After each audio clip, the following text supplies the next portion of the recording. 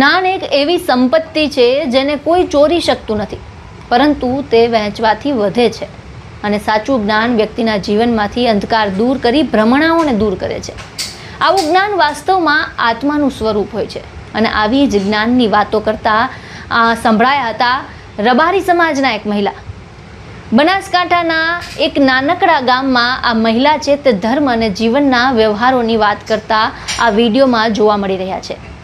સાદી પણ એકદમ ધારદાર ભાષામાં આ માલધારી મહિલાની વાતો, તેના દ્રષ્ટાંતો સમાજ, ધર્મ અને સંબંધોની સમજ આપે છે. આ વિડીયોમાં આ મહિલા છે કેવી જ્ઞાનની વાતો કરે છે તે તમે પણ સાંભળો.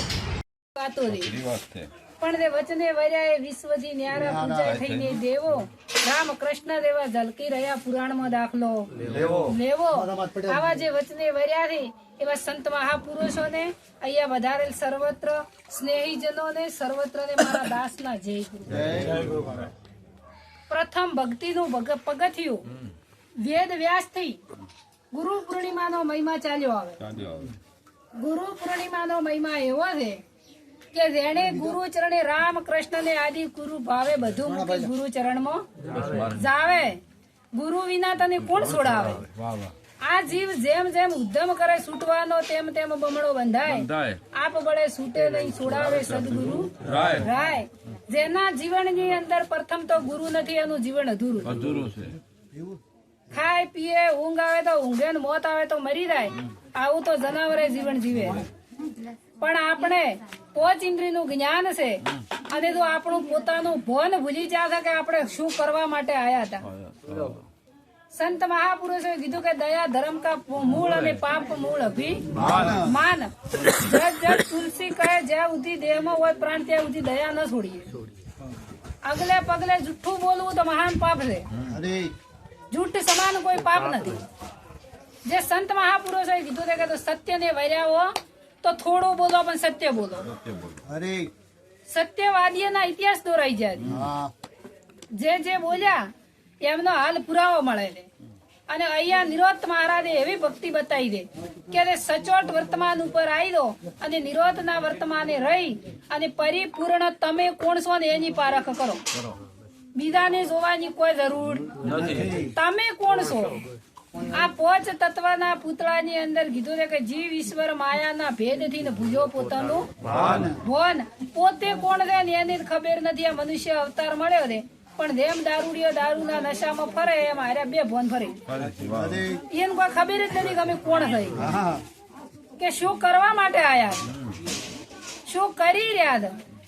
આ અંત સમય કીધું કે ચીઠી ફાટશે, અંતની વેળા થશે દાવાની. લોકો પોક મુકતા આવશે, ઘડી ખીચડી ખાશે તને ચમચી પોણી નથી પાવાની. સવારથની દુનિયા તો હાડખા લઈને હાલતી થવાની. સવારથની દુનિયા તો ઘડીકમાં ભૂલી જવાની. એકનો એક છોકરો હોય ને મરી જાય ને તો 4 મહિને બધી ભૂલી જાય. કોઈ કોઈનું નથી. તો તમારા માટે તમે શું કર્યું? ધન દોલત ગાડી લાડી બંગલા. પ્રથમ મનુષ્ય અવતાર મળે તો પોતપોતાના કર્મના આધીન બધું મળી જોઈએ. ધન ગાડી લાડી બંગલા બધું પોતપોતાના કર્મ હતું એ મળી જોઈએ. પણ છતાં આ મનુષ્ય દેહ માત્ર માગવાનું મિલતો નથી. ચમ ક્યાં કરે કીધું હમણાં બેની વાણીમાં કે પથ્થર પહેરી પૂજા કરીને માગે ઘણી. એક 20 રૂપિયાનો નારિયેળ સડાવે ને 1.25 લાખની મોનતા લાવે. બોલે ગોડું હોય એટલે તમે ના લે, તમારું એનું પેલું ન કરે. પણ આપણે આવી અંધશ્રદ્ધાઓથી મુક્ત છા નથી. અને ગુરુનો મહિમા શું છે એ આપણે ગણ્યો નથી. જ્યાં સુધી ગુરુના ચરણમાં ન દો ત્યાં સુધી તમને તમારી પારખ ન પડે. આખા વિશ્વને ઓળખો પણ તમે કોણ છો ને એની પારખ ન પડે. અંદર આપણે આપણને ઓળખતા હોય બીજાનું ઓળખો. તમે કોણ છો એની પારખ કરો. ગીતાજીમાં કીધું કે હે અર્જુન, ફક્ત ને ફક્ત મનુષ્ય બનીને તું તને જોણી કે તું કોણ છે એમ કીધું કે મનુષ્ય બનીને તું મને જોણી લીધી. શું એના સંત મહાપુરુષ એવું કીધું કે સતી તોરણ બોલી કે પાપ તારું પ્રકાશ જાડેજા ધર્મ તારો. એમ કીધું કે મારો ધર્મ અભાજે કે તમારો ધર્મ શું છે? મનુષ્ય માત્ર મળ્યો છે આપણે 9 મહિના સુધી માના ગર્ભવાસમાં ઊંધા મસ્તક એ કોરી નરકની ખોઈ નથી. અને એ બંધન માંથી છૂટ્યા અને ઓય આઈને બંધનમાં વેટાણા. મૂળ તો બંધન નું બંધન કે બંધન નું બંધન. અને આ બંધન માંથી છૂટવું હોય ને તો સદગુરુ સિવાય કોઈ ના છોડાય. કોઈ કીધું છે કે મોટામાં મોટો ભય એનો જન્મ ને મરવું. અને સંત મહાપુરુષે કીધું કે જન્મ મરણ નો ત્રાસ છે ભારે છૂટી શકે મનુષ્ય ભૂલ્યો દવાર 84 માં આવે ગુરુ વિના તન કોણ છોડાવે. જો આ મનુષ્ય અવતાર ભૂલી જા તો વારંવાર ફેર હાચ આવવાનો. આ અવતારમાં ભજન થઈ શકે. કોઈ ઢોરન કીધું કે તમે ભજન કરો, કોઈ કૂતરન કીધું કે તમે ભજન કરો, અને એ અંતર કોઈ નડે છે ઢોરને કે કૂતરન કોઈ દાડો હોબ્યું કે ભૂવાઈ દોડા એ બોજાય એવું અંદર આપણે ચમ બોધેલી આપણે જ નડે આપે નડે છે એટલે ધીરે આપણને નડે નકર ચમ એ નહીં નડતું.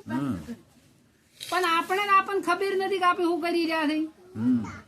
અને કોઈ કીધું કે રાધા હોય કે રંગ હોય પણ કરમ કોઈ છોડવાનું અને કરમ સિવાય કોઈ નડવાનું હોય. ખોટું કરો એ આપણને ખબર નથી અને ખોટું કરી ભોગવવું ના પડે. સત્તા જોઈ સત્તા તો ખોટું કરો તો હીરું કર્મ છોડે. અને છતાં આપણે જેટલી બધી બાઉજી કરે કે અમે તો મન ખાવતા નો અવતાર આવે એટલે અમારા જેવું તો કોઈ છે જ. પણ આ નોણી ગોમ આપણે નતા તોય હતું, આપણે સતોય છે અને આપણે નેવતોય હશે. આગળના જેટલા ડુહાઓમાંથી જતા રહ્યા તો રોમ કૃષ્ણ હાલ્યા ને તો આ સંસાર તો હાલી રહ્યો છે. અને આપણે કે અમે નવ તમારા ઘરમાં તો જેટલો ગોટાળો વળે આપણે નવ તો આ તો હેડી જ જાય. આપણે દાવો બોજો છે. જેના છોકરા મેલી માવતર મરી મોટું નથી થતા. પણ આપણે જેવો દાવો દે કે અમે તો નવા તમારા ઘરમાં અમે વગર પોંદડું ના આવે. પણ આવા દાવા કોણ છોડાવે? તારી સંતોના ચરણે દો ને તારી તમે નથી તો આ તો જીવન ચાલ્યું આવવાનું છે. અને મનુષ્ય અવતાર મળ્યો છે એટલે જોણી લ્યો અને ફરી વાર હાથ આવવાનો નથી. પરમાત્મા તો એવો છે કે નિરંજન નિરાકાર ઈ આકારમાં આવે એવો ખાટે ખાટે અખાટ છે. આકારે નિરાકાર. પણ એ નિરાકાર છે એવી રીતના ભગવાનને ગોતવા માટે કોઈ ગંગાજી જા, કોઈ કાશી જા, કોઈ કેદાર જા, હળીએ સાઈડે આવી પણ ભગવાન નક્કી થતો અંદર ભગવાન ખોવરા એવો છે. ભગવાન ખોવરા એવો નથી અને ઓયન અજ્ઞાની પણ જડા એવો નથી. જડે કરી ત્યાંની દડ્યો, મીરાબાઈ દડ્યો, નરસિંહ મહેતા દડ્યો, જલારામ ને દડ્યો, જેને તેને લડ્યા એના ઇતિહાસ ગુરુચરણી રામકૃષ્ણ ગુરુચરણી જતા તો એ નક્કી છું કે કોઈથી રણુદા બધેને 200 ફૂટ જાવું છે ધધા લઈને પણ કોઈ રોમાપીરી કર્યું એવું કરવું છે. રોમાપીર ગુરુચરણી જતા નીચિયા ધર્મ અપનાવ્યો અને પાછું કીધું કે નીચિયા ધર્મ તો આદુ નો મેળો પાખંડી પંથડા તો અબરે હુઆ.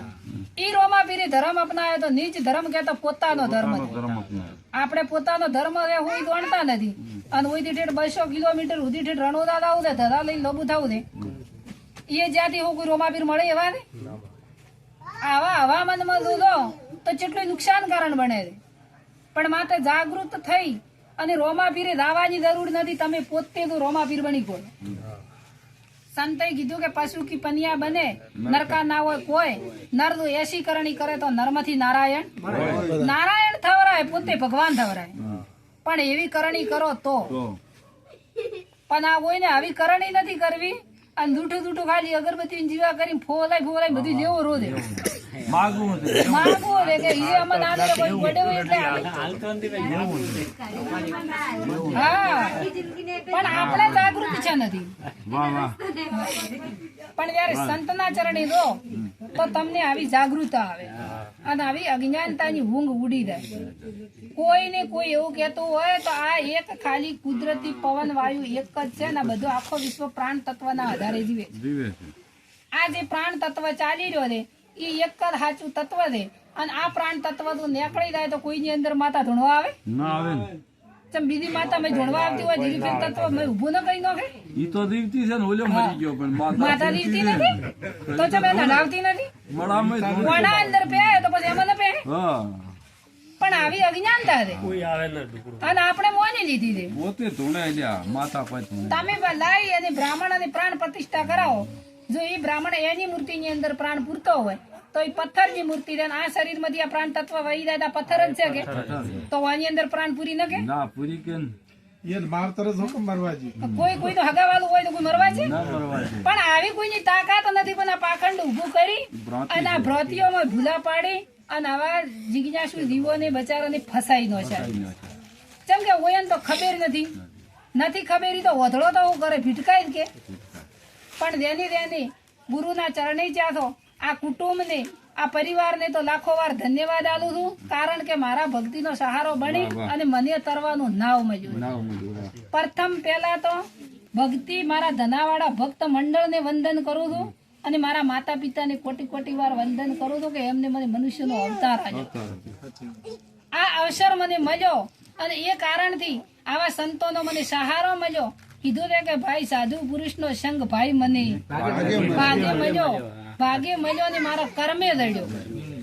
એવો ઉડી ઉડી લાજો મને રંગ, આવા સાધુ પુરુષનો સંગ ભાઈ મને કોક ભાગ્ય મળ્યો. મારા મા બાપે મને જન્મ આલ્યો હતો, પણ એવા મારા ભાગ્યના લલાટ એવા સંત મહાપુરુષોનો સંગ લખાયેલો હતો.